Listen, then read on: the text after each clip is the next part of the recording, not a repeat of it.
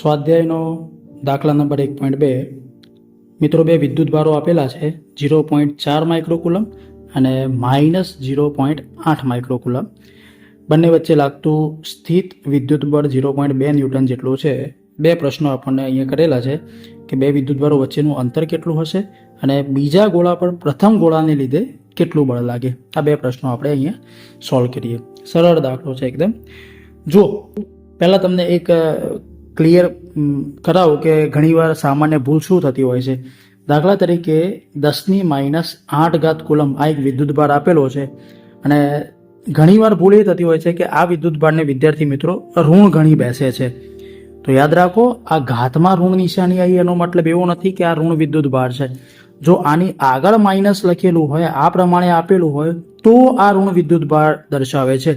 ઉપર જે ઘાત લખવામાં આવેલી છે મિત્રો, એ ઘાત તો ફક્ત તમારા નાના અને મોટા વિદ્યુતભારની જે કિંમત છે બસ એ જ દર્શાવે છે. 10⁻6 હોય તો માઇક્રોકુલમ, 10⁻9 હોય તો નેનોકુલમ. બરાબર? તો યાદ રાખો, હંમેશા આ આગળ જે માઇનસ અથવા પ્લસ દર્શાવેલું હોય એ જ ખાલી નક્કી કરી આપશે કે ધન વિદ્યુતભાર છે કે ઋણ વિદ્યુતભાર. બરાબર? ચલો હવે દાખલામાં જે કિંમતો આપેલી છે એને લખીએ. તો પહેલાં આપણને પહેલો વિદ્યુતભાર Q1 બરાબર 0.4 માઇક્રોકુલમ, 0.4 × 10⁻6 કુલમ. બીજો વિદ્યુતભાર કેટલો આપેલો છે આપણને? Q2 બરાબર -0.8 માઇક્રોકુલમ, એટલે કે -0.8 × 10⁻6 કુલમ. બરાબર? બંને વચ્ચે લાગતું વિદ્યુતબળ F બરાબર 0.2 ન્યૂટન જેટલું આપેલું છે. તો હવે આપણે એનું સૂત્ર મૂકી દઈએ. F બરાબર KQ1 Q2 upon R².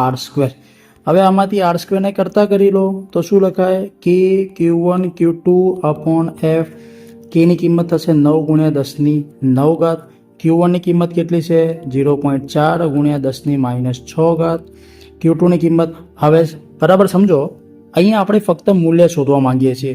તો આ ઋણ નિશાની ફક્ત આપણને ઋણ અને ધન વિદ્યુતભારની ખાતરી અપાવશે ને એનાથી આપણે એ સમજી શકીએ કે આની અંદર અપાકર્ષણ થાય કે આકર્ષણ થાય.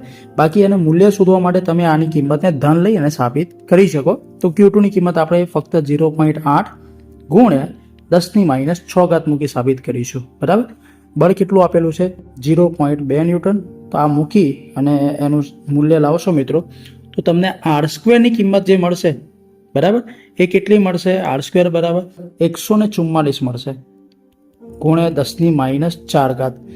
હવે તમારે તો R જોઈતો હતો, તો R જોવા માટે તમારે સામે વર્ગમૂળ કરવું પડશે.